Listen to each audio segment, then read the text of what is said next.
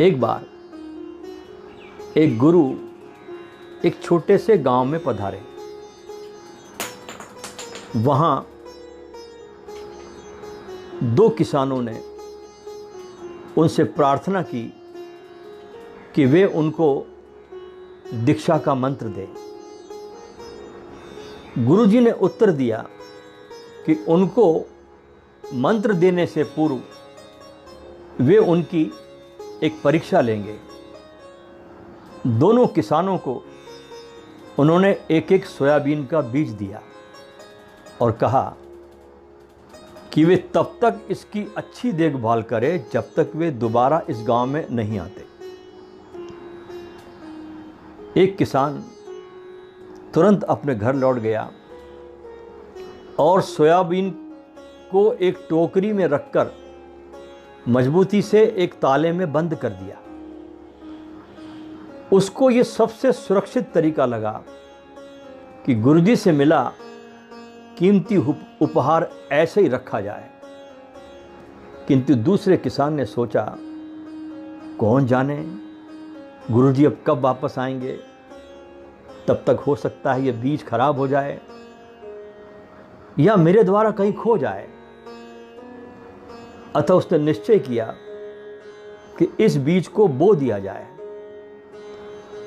और उस बोने के बाद शीघ्र ही एक कोमल सा नया पौधा धरती से अंकुरित होता हुआ दिखने लगा। और उस पौधे को उस शिष्य ने, उस साधक ने भली भांति सींचा और उसकी देखभाल की। खेती पकाई के समय उस पौधे से काफी सोयाबीन पैदा हुआ। क्योंकि गुरुजी गांव में वापस नहीं आए, किसान ने बीजों की फिर बुआई कर दी और अगली गर्मी में फसल कमाई के समय जब फसल पककर आई तो बहुत बड़ी मात्रा में सोयाबीन प्राप्त हुआ।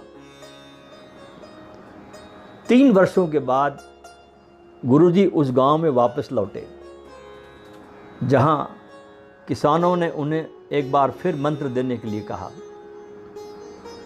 पहले तुम मुझे वो बीज लाकर दो जो मैंने तुम्हें सुरक्षित रखने के लिए दिए थे। गुरुजी ने उनसे कहा। जल्दी से एक किसान अपनी रत्न जड़ित टोकरी गुरुजी के सम्मुख ले आया, किंतु जब उसने उसे खोला तब उसके भीतर केवल एक मरा हुआ कीड़ा मिला जो उसमें घुस गया था और जो उस बीज को खा चुका था। दूसरा किसान भी वहां बैठा था और प्रतीक्षा कर रहा था। गुरुजी ने उससे पूछा, तुम्हारा बीज कहां है? किसान ने उत्तर दिया, आपका दिया हुआ बीज इतना अधिक गुना हो गया है गुरुजी कि मैं यहां लाने में असमर्थ हूं। अगर आप मेरे साथ चले तो मैं आपको वो बीज दिखा सकता हूं। वो अपने गुरुजी को भंडार कक्ष में ले गया, जहां फसल से 100 किलो सोयाबीन संग्रहित था। इस किसान ने गुरु से मंत्र दीक्षा प्राप्त की क्योंकि ये योग्य था, जबकि दूसरे किसान को कुछ और अधिक समय तक प्रतीक्षा करनी पड़ी।